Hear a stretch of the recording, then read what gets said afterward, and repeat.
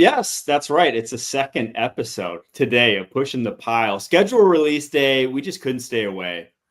I'm Mike Renner, joined by, I've been told, the schedule release king, John Breech. Is that like a title you go around telling people in the wild, John? Or look, Renner, the day after the Super Bowl, I literally go into hibernation. You know how you study draft film for the past few months? That's what I'm doing from the day after the Super Bowl until today. I'm studying scheduling film. I'm studying all the tendencies that the NFL scheduling department has had over the past few years. I break it all down, and then I am ready to roll every day. Tomorrow I'll take a nap, and you probably won't hear from me until September.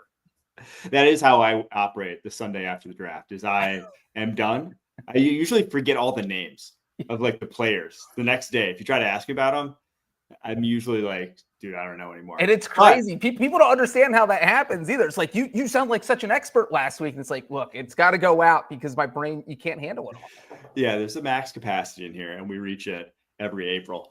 But the schedule release, obviously the NFL has done a fantastic job of dominating the sporting world calendar, because I saw more schedule release videos, schedule release talk on my timeline on just the airwaves today than any other sport. And we're in like middle of the baseball season. We're in NBA playoffs. We're in NHL playoffs. But, well, NFL's still king. We'll start with this. Most primetime games, because NFL fans love to thump their chest out about how many primetime games they're getting. But then they hate it when they're like primetime 3 straight weeks and they can't get any sleep because they're up till midnight every week. But the leaders, KC, obviously 7. I think the fans are all begging for that number to be lower this season after how much exposure they've gotten the past few years. But they're still going to be the leaders when they're obviously going to as many Super Bowls as they've been to. Dallas Cowboys at 6. It starts to get crazy after that, though. This isn't crazy in terms of who the Dallas Cowboys are as a brand, but it's obviously crazy in terms of how good the Dallas Cowboys are going to be on a football field this year. And then with 5, you have the Dolphins, the Falcons, the Lions, the Eagles, the Commanders, the Bills, the Chargers, and the 49ers. What stands out to you about those, John? Well, there are a couple. Look, I'm not going to complain about the Cowboys. People always tweet to me, how do the Cowboys keep getting primetime games? They're so bad. They haven't been to a conference title game since 1995. They haven't been to a Super Bowl in 30 years. And it is literally only because the Cowboys get huge ratings every year. The most watched game in the NFL every year is the 4:30 p.m. time slot on Thanksgiving. This year, it might break an all-time record because it is Chiefs-Cowboys. So as long as people keep watching the Cowboys are going to keep being put in prime time. So if you don't want them in prime time, stop watching them. Now, I would say the two most surprising teams on this list are the Falcons, and I'll go with the Dolphins. Look, what have the Falcons proven? Could Michael Penix end up being great this year? Sure, but I would not have thrown them in 5 primetime games because who knows with that team. If the Falcons went 5-12 this year, I wouldn't be shocked. If they went 10-7, I wouldn't be shocked. This is a team where I feel like they could go any which way. And so maybe this is the team that's going to be flexed out. That's why the NFL created the flex and get rid of the teams. And then the Dolphins, it's just like, Mike, who are the Dolphins? They're 8-9. They're 9-8. That's what you're getting. You know what you're getting. You're not getting a 14-3 team. You're not getting a 3-14 team. They haven't really been that exciting. I don't think they've really lived up to the hype of what we think of as their offense with Tua and Tyreek Hill and Jalen Waddle. I don't even know that Tyreek Hill even wants to play for the team. Sorry, Harry, our producer, who's a resident Dolphins fan. But yeah, I'm sure I want to see the Dolphins 5 times in prime time. So I thought the Dolphins and the Falcons were the 2 most surprising that you named. Yeah, and the Dolphins, majority of those primetime games are the second half of the season, which is shrewd given Tua's injury history. And I had to look up earlier, it was after the first round trade that the Falcons made, when they gave up next year's first rounder. I was like, I was critical of the trade because they're not necessarily a team that, someone who you're going to be drafting in the 20s, where it's like, kind of the range of picks you're giving up. They haven't had a winning season, not just a playoff season, a winning season since 2017. And they're getting 5 primetime games. People are buying Michael Penix hype, apparently. But I'm with you about the Cowboys. They draw ratings. And honestly, if it keeps them out of that 4:30 slot, where it's got the sun glaring through the windows at Jerry World, if it keeps them out of that, and we don't get those terrible games that have that glare and wide receivers dropping balls left and right, then I'm fine with it. Let's go to the flip side. Teams that have the least primetime games. Not a ton of surprises here. Indy, Jacksonville, Carolina all have one. Cleveland, Tennessee, and New Orleans with the bagel. No primetime games for any of those teams. I would say the Tennessee Titans are the most surprising. They have the number 1 overall pick in Cam Ward. Do they think that Cam Ward's not going to win the job, that Will Levis is going to sneak in there?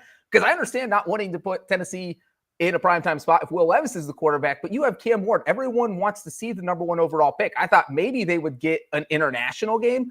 That didn't happen, because even just a standalone game would have been good. It didn't even have to be primetime. Put them at 9:30 a.m., just where the country can get together and watch Cam Ward. They didn't get any of that. They only got a couple 4 o'clock games. This team is your 1 p.m. standard Sunday team this year, and I was surprised by that. Not surprised by the Browns.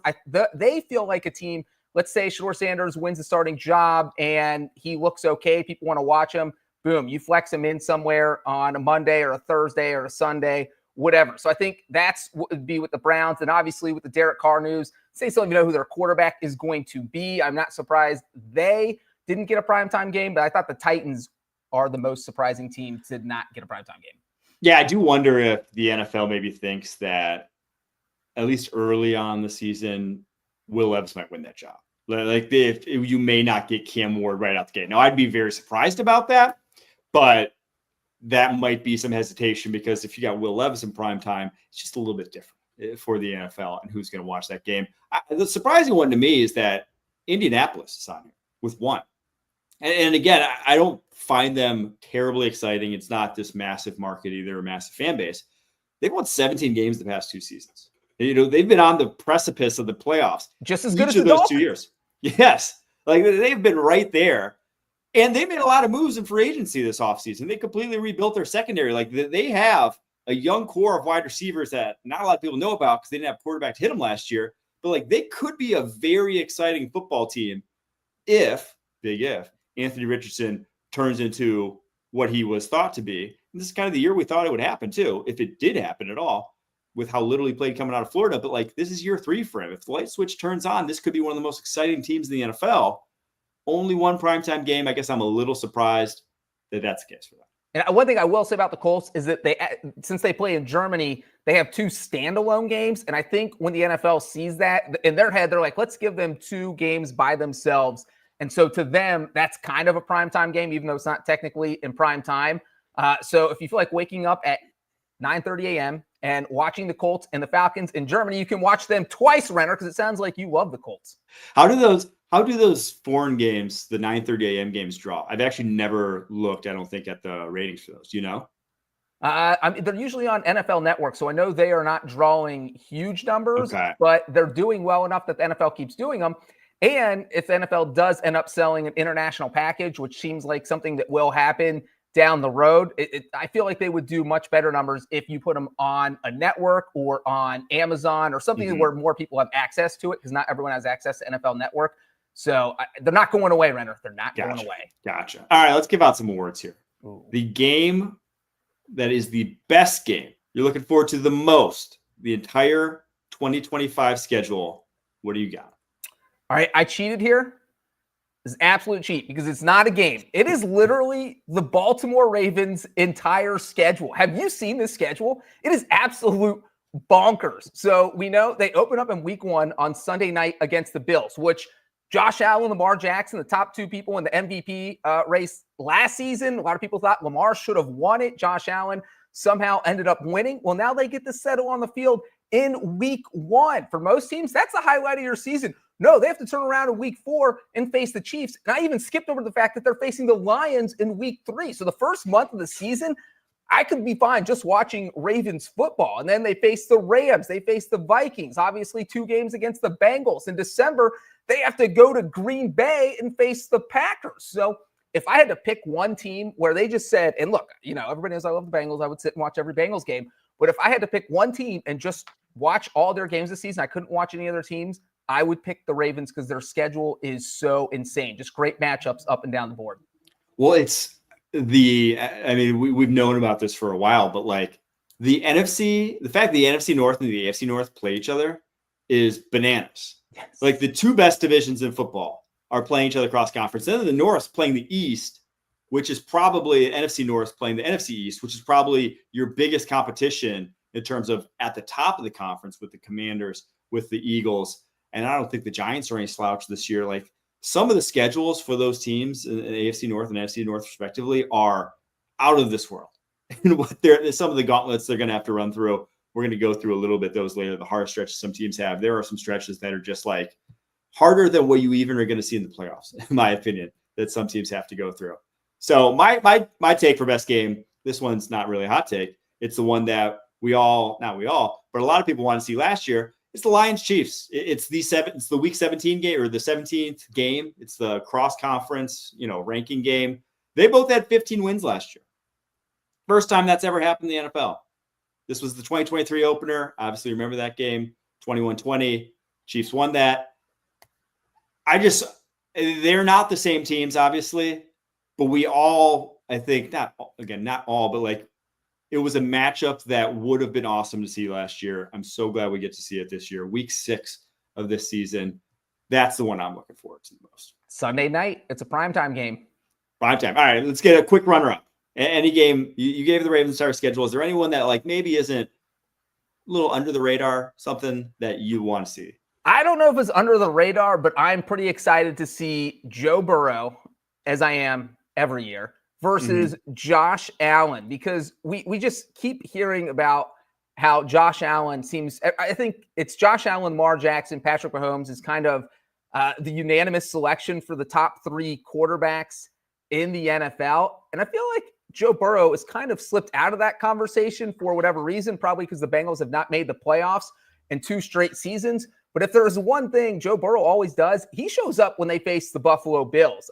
They smashed the Bills in the playoffs a couple years ago in Buffalo, the snowy game where everyone thought Buffalo was going to win. Bengals won 27-10. They played the Bills on Sunday night in the 2023 season. That was the last time these two teams played. The Bengals dominated the game. Burrow played well again.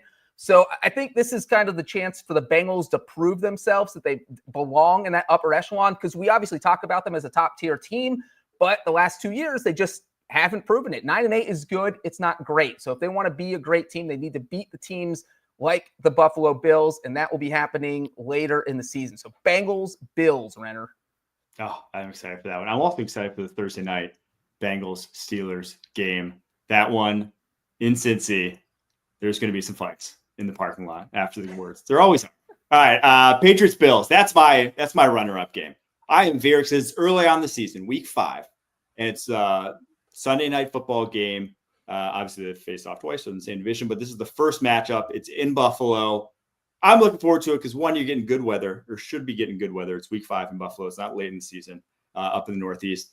And 2, it's like this is, in my opinion, a great litmus test for where Drake May and this Patriots team is that had one of, if not like the biggest offseason infusion of talent I can remember since I started doing this as like an NFL analyst. They added so many pieces. It's just a completely different roster. And then you add to that, it's like the year 1 to year 2 jump, which is probably the biggest jump any quarterback makes, that this Patriots team that has, I believe, the 3rd easiest schedule, at least from last year's strength of schedule, they could be wildcard contenders. I'm not going to say they're going to challenge the Bills for the division, but with an easy schedule and with all they added to this roster, it's just going to be completely different. So I think right then, week 5, we'll get a real handle on how for real or just how ready that Patriots team is to compete. Renner, I'm glad you mentioned that the Patriots have an easier strength of schedule because there is a trend there. And I know that strength of schedule, it's last year's records and blah, blah, blah, blah. But there are trends within the strength of schedule that are worth looking at. And one of them involves the Patriots. They have the easiest strength of schedule of any team in the AFC. And over the past 4 years, the AFC team with the easiest schedule has finished with a winning record. And over the past 3 years, those teams have been the Chargers. Last year was the Chargers. First-year coach Jim Harbaugh. They made the playoffs. 2 years ago, it was the Texans. First-year coach Miko Ryans. They made the playoffs. 2022, it was Jacksonville. First-year coach Doug Peterson. They didn't make the playoffs, but they went 9-8. So the Patriots are in the similar situation as three teams that literally just had the easiest strength of schedule in AFC with a first-year coach. So I like what you're saying about New England. Oh, you're making me only feel better about my Patriots over bet that I've been touting ever since it came out. All right. There's our initial take on the best games so far. We're going to get to some revenge games, some holiday games, and then some of the toughest stretches right after this. When you need your sports news all the time, we've got breaking news to bring to you. CBS Sports HQ gives you a snapshot of all the sports that matter to you. When you need your sports in a snap, find it on CBS Sports HQ, streaming free anywhere you are. All right, there's a handful of revenge games that are intriguing. I'm going to go through the list. If one of them sounds interesting to you, you could stop me. We could discuss it, but I'm just going to go through one by one here. Tom Brady and his newfound Raiders, they opened the season against the Patriots. A little schism? Is schism the right word there? I think it's fascinating. You have Brady being a partial owner of the Raiders. It's not like Bob Kraft went out and said, hey, Tom, why don't you buy a piece of the Patriots? No, he had to go out and buy another team. And now who's he going to be rooting for? The team he won 6 Super Bowls with, or the team he's a partial owner of the actual team? And also, he's probably got a broadcast on Sunday for Fox, so it's not like he can even attend this game, which is probably for the best, because I think it would be awkward if you're going in there as a 6-time Super Bowl winner, but cheering for the other team. The Tom Brady owning the Raiders thing, every time, like I don't want to say like I forget about it, but every time it comes up, I'm just like, what the hell is this? Like, why does he own a piece of the Raiders? He played for the Patriots, obviously, the majority of his career, won another Super Bowl with the Bucs. What does he have to do? Like, he has no ties to Las Vegas. Every time that he's on calling games, it feels awkward that he's a part owner of one of the teams. I don't know. I don't know of how long it's going to last. I'll just say that. I think it's kind of a weird relationship that we'll see how it plays out. Next one here. Not Tom Brady's Raiders this time. It's Chip Kelly's Raiders returns to the Eagles, Philadelphia, where Chip Kelly obviously got his NFL start, Week 15. We have the Bears getting a Hail Mary revenge game opportunity. That's the pick 1 and pick 2 of the 2024 NFL draft against the Commanders in Week 7. We have the DK Metcalf revenge game, Seattle going to Pittsburgh. That's Week 2. That's early on in the season. And then we got the big revenge. We got the revenge tour, actually, because Aaron Rodgers, now he's should be on the Steelers, maybe on the Steelers. Well, we said off the top, they got the NFC North. So he gets the Packers. He gets the Vikings. He gets the Bears. He gets the Lions. And, oh, yeah, by the way, he gets the Jets also Week 1 if he is a Pittsburgh Steeler. Man, this one right here felt like the NFL schedule maker sat down and said to themselves, how can we beg Aaron Rodgers to sign with the Steelers and make sure he doesn't retire? What do we have to do to get him back? Oh, I know. Let's give him a revenge game against the New York Jets, because we all watched the Pat McAfee interview. He hates Aaron Glenn. He hates the front office. He doesn't want anything to do with the Jets. It was like a bitter breakup where all you want to do is see the partner fail. And so I think Aaron Rodgers, seeing the schedule, seeing that they're playing the Jets in Week 1, he was probably calling Mike Tomlin up. All right, man, I'll be there tomorrow because I want to get ready to beat the Jets by 45 points. And obviously you throw in the fact that they're playing the Packers in Week 8. That's a Sunday night game. That's a game that I think almost has to be flexed out if Aaron Rodgers is not with the Steelers. But if he is, that is juicy. So I think this screams that the NFL is expecting Aaron Rodgers to be on the field this fall. Yeah, I think so. All right. The holiday slates obviously fully announced here. We teased them this morning, the couple games that we knew, but now we got the full slates. Thanksgiving is probably the best Thanksgiving slate I've ever seen. You got Packers, Lions, the early game. You got the afternoon game. Obviously, we knew it was Chiefs at Cowboys. And then the nightcap, well, it's Bengals at Ravens, who played, for my money, the best series any team played in the NFL last year. Of like the 2-game series. Now, obviously, the Bengals lost both of them, but those games were absolutely insane. The 2 Bengals-Ravens games last year. So this slate, truly a special Thanksgiving. Yeah, I mean, look, hey, my family's a bunch of Bengals fans. They saw the Bengals were playing on Thanksgiving, and now all they're doing is, how do we get to Baltimore? Do you know someone that can make turkeys in Baltimore? Do you have a turkey guy in Baltimore? No, I don't have a turkey guy in Baltimore. But this is a bonkers game. You mentioned it last season. Both games, the teams combined for 69 points or more. I mean, it was just offensive fireworks. The Bengals blew leads in both games.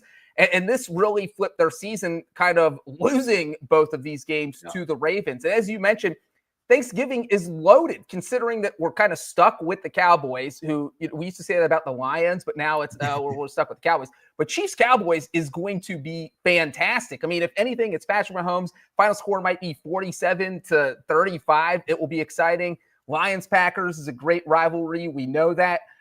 So yeah, I am looking forward to Thanksgiving this year, Mike. I also do not have any turkey guys in Baltimore, but if any of our listeners do, it's at John Breech on X. Go hit him up. Call me. Christmas Day schedule also released, obviously. Cowboys at Commanders is the 1 p.m. That's a Netflix game. Lions at Vikings is the 4:30 p.m. Netflix game. And then obviously the previously announced Broncos at Chiefs, 8:15 Eastern. That's the Amazon Prime game. NFL wasn't messing around on the holidays. They came for the NBA's throat here on the Thursday of Christmas, and I think they're going to dominate once again. So I do like these games. They're obviously all big games, but, and there's one big but. Why do you have to have the Chiefs and the Lions and the Cowboys play on both holidays? Like, what is the point of that? You're having these teams get so much exposure. Were there no other teams available to play or that they felt comfortable with putting in that slot? It just seemed a little bizarre to me to give, like, I understand the love affair with the Chiefs. They're going to be good every year. They've obviously proven that. They almost won 3 Super Bowls in a row. But we don't know for a fact that the Lions should be good. But I don't know. I just think it's a little bit overexposure, and they should have put a few different teams in there. Just shuffle it up a little. I want to see something different. They did really hammer. I mean, the Cowboys are getting every single, the media, like not even just the primetime slates. They're getting the opener. They're getting, obviously, they always get Thanksgiving, but then they're getting Christmas too. The Chiefs are always going to get shoved down your throat. I don't think we can even complain about that at this point. As long as Travis Kelce's on that team and there's a chance Taylor Swift's in the stands, they are going to be blasted out over every airwave. We're just going to have to live with it. But Renner, here's the crazy thing. So that week 17, there's going to be some Saturday games. It's that whole thing where the NFL puts 5 games in a bucket and they say, all right, 3 of these will be on Saturday, but they don't announce it until probably November. Ravens-Packers is in that bucket. Ravens-Packers would have been a fantastic Christmas game. Texans-Chargers. I mean, I'm not saying that's better than Lions. I just think that if they could have switched things up, there were some other games in week 17 that I think would have made some sense instead of putting the same teams on 2 big holidays. But like you said, the matchups are awesome. So it's not a huge complaint. This is more like a minor complaint. Yeah, I would have liked the one team that I would like more exposure to in like some of these, island. I would have liked more Bucs exposure. I think the Bucs are going to be a very fun team this year. They are loaded with offensive skill talent. They're going to put a lot of points on the scoreboard. That's the one team where I'm like, I thought they could have gotten a little bit more love this year. Baker Mayfield's obviously a big brand name. Like they have a lot going for them. Surprised they didn't get more love. Well, and you know who they're playing in week 17? The Dolphins. Bucs Dolphins would have made some sense as a Christmas game. Toss out Lions Vikings, put in Bucs Dolphins, and you got a winner. Battle for South Florida. All right, we're going to take a quick break. After that, we are going to go through the toughest stretches, who has the easiest schedules, what games are most likely to be flexed, and then we're going to break down some of these team videos. I don't know if you guys saw these. I don't know if you need to see them, but we're going to break them down for you just in case you haven't. Right after this.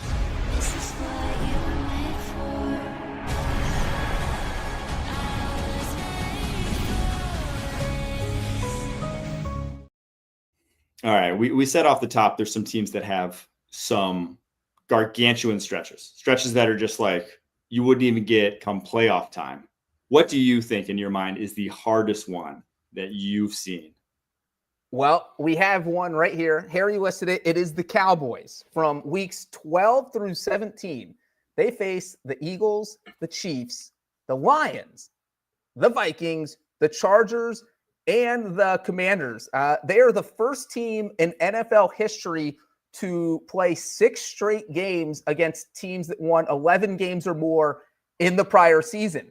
They're the first team in NFL history to play 4 straight games against teams that won 14 games or more in the prior season. I mean, this is just a death wish here. If you're the Dallas Cowboys, you're a Cowboys fan, and you're just we haven't been in the Super Bowl in 30 years. I don't have any idea how you could have any thought that streak is going to end this year, because even if they are 10-0 going into this part of the season, I have a trouble seeing them win more than 1 or 2 games in that stretch. Yeah, that is, that one's insane. Like I said, there's some teams with some outlandish stretches. That one I would say is the hardest. The Lions have a crazy one where they go at Bengals, at Chiefs, against the Bucks. They got a bye week, then against the Vikings at home, at the Commanders, at the Eagles. Those could be, I mean, that could be facing the 6 best teams in the NFL. Like truly, that over that course of that stretch outside the Lions. Packers into the barn. What they have to do to get into the playoffs. Their 12 weeks 12 through 18 are pretty insane as well. They go home against the Vikings, at the Lions, home against the Bears, at the Broncos, at the Bears, Ravens at home, and then at the Vikings. They just obviously hit that whole NFC North with the Ravens and Broncos mixed in. It's going to be tough. It's going to be tough for those AFC North, NFC North teams. Honestly, you almost want, I feel like the teams like the Bengals, teams like the Bears, teams who are in teams who get the lower strength of schedule, teams who kind of get the 4th spot, the 3 and 4 spots in those divisions are at a pretty big advantage with how their schedule is going to set up this year, because if you're at the top of those, it's just going to be difficult. And I'll throw in one thing on the lines. It's from our research team. They have the most road games this year against teams who finished above 500 last year. That is 8. And of course, every team's not going to be as good as they were last year, but you read off the list of opponents. When you're talking about teams like the Chiefs or Eagles, I don't see those teams having very big regression. So you're in trouble if you are facing these teams. And then also the Lions have 7 outdoor games this year. They only had 4 last year. So the Lions, to me, after winning 15 games, I don't think they're even going to win 12. And maybe they don't even win 11. I just keep going down. I mean, they're a good team, but this schedule's brutal. That's the thing. I think I said this a couple weeks ago. It's just they can be a very good team. They can get everyone back healthy. It still might not matter because of how difficult this schedule is and the fact that you lost both coordinators. You're just going to have to adapt to that. So, the Detroit Lions, one of the hardest schedules I've ever seen. Flip side, though, easiest schedules, these teams could be over performing compared to expectations. The easiest schedule in the NFL this year, San Francisco 49ers are 1. New Orleans Saints 2, New England Patriots, who we touched on 3, Tennessee Titans 4, Carolina Panthers 5, and then the Arizona Cardinals, maybe a little bit of a surprise here, at number 6. I would say the 49ers, with having that easiest schedule, which I believe is one of the 3 easiest schedules since 2000. So over the past 25 years. And why is that happening? Well, it's happening because they get to play the AFC South and the NFC South in the same year. I mean, that's what you dream of when you are an NFL team. It's one, you just look at the Southern divisions and you look at your schedule and you're like, I hope I get to just play one of those divisions. You get to play both of them. And so it just feels like, look, the 49ers 2 years removed from a Super Bowl. They did kind of blow the team up a little bit this offseason, but the core is still there. They dealt with a lot of injuries, and just looking at their schedule, they only play 4 teams that went to 4 games against teams that went to the playoffs last season. They played the Texans, the Buccaneers, and the Rams twice. Other than that, the Rams could win everything. So the 49ers could win everything. I wouldn't be surprised if this team wins 11 or 12 games. So I think the 49ers are in a good spot. Yeah, definitely primed for a bounce back year. I'll also say, I mean, we said about the Patriots earlier, but I think the Cardinals are sneakily, they added so much to their defensive line. It wouldn't surprise me. I do think the West is wide open, and I think it's those 2 teams have a leg up because of their schedules. And the Cardinals, I think, have as good a shot as anyone of winning that division next season. All right, let's get to some of these team schedule videos. I don't know if you've seen them, Breech, seen all of them. Our great producer, Harry, he said he sat through and watched all 32 videos. Some interesting notes. There were 2 different Minecraft videos. Colts and Chargers both posted Minecraft announcements. The Jets had to remark that they were going to do a Minecraft one. They pulled it and did it 30 minutes after everyone else. That was just like someone drawing on an iPad. Which was still better than a lot of these. Did you go through and watch any of these, Breech? Well, I was running our live blog, so I watched the Chargers, which is funny because, I mean, look, they snuck in the Ian Rappaport, Jordan Schultz, combine fight at Starbucks. I mean, when you're taking pot shots at the reporters, that makes it even funnier. We know they're going to take shots at NFL players and NFL teams, but when you start just reaching at everything and making fun of everything, that makes it even better because you don't know ever what's going to happen. The Chargers are always on their game. So that was the one I did watch. Some of my big takeaways. One is that I think the video editing teams for these places get paid a lot more than their creative teams. A lot of incredible videos, like the Atlanta Falcons video. They had like a 6-minute long Mario Kart that was legitimately looked like Mario. I don't know how they did it.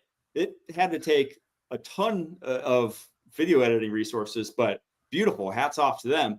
But like a lot of them, incredible video editing, but then just like they're not funny. They're not necessarily interesting. You don't even know necessarily what they are. And they don't even show you the schedules until the end. My mind, the ideal video is something like what the Titans did. They did a fake pharmacy ad called Schedule Rizzy, and it was about football fans. What they need is the NFL schedule to make them happier. And it was 1:30. That's it. If you're doing this 6-minute long, the Ravens did a 6-minute long Severance themed schedule release. It's like I don't have time for that. I don't have time for them. We're at NFL fans just hitting refresh, trying to figure out what time the one game they can go to so they can book their hotel room. We don't need to see Tyler Linderbaum acting as if he just got his memory wiped. So that's my one piece of advice to if there are any NFL creatives that listen to this. Just like tighter, to the point, and just hit it out the park. I actually like the Eagles one. I thought the Eagles one was one of the best ones. They had the Philadelphia Orchestra. They just played what's the song? They played the song from like it was like a big grand like entrance, and it was just the Lombardi Trophy and the Lombardi Trophy spinning around, and then the schedule came on the screen. It's like that's all you need to do. You won the Super Bowl. That is perfect. You could just put your what on the table and say everyone else can screw around and make their Minecraft videos. We got a Lombardi. So that's how these videos should be. Wait, and what's crazy is I'm just seeing some video controversy. It looks like the Colts, who also did a Minecraft video, had to delete theirs. They did. Yeah. So the Chargers got to it first. Well, no, they did. I don't know. So apparently there's a joke in there about Tyreek Hill, and that may have compelled them to delete the video. We won't know unless someone at the Colts is willing to talk to us, or maybe their mascot Blue is willing to talk, but I don't know what happened. But the Colts video does not exist anymore. I'm sure you can find it if you search on social media, but it is not on the team's X account because for whatever reason, it was deemed too crazy. Team schedule video controversy. I never thought, when I got in this business, Breech 13 years ago, at no point did I ever think those words would leave my mouth. But here we are, 2025. The one video that I suggest no one watch, the Browns, was like an acid trip. It was like brownie on a table. It was AI. I didn't like it. I don't think anyone did. So some of the comments were not too kind to them, and rightfully so. It was weird. So and Brownie is their elf mascot for those of you who don't follow the Cleveland Browns. Their tiny little Keebler elf mascot. I'm not sure if it was actually a guy in the brownie costume or if it was like an AI of brownie. I don't know. If you want to watch it, go check it out. But I would not suggest doing it on hallucinogenics. You might lose your mind. So there you have it. The NFL schedule has been released. We broke it down multiple times today. Hope you guys enjoyed it. We'll be back next week to finish off our draft grades series. Thanks so much, John Breech, for joining. Thanks so much to you guys for tuning in. Until next time, keep pushing.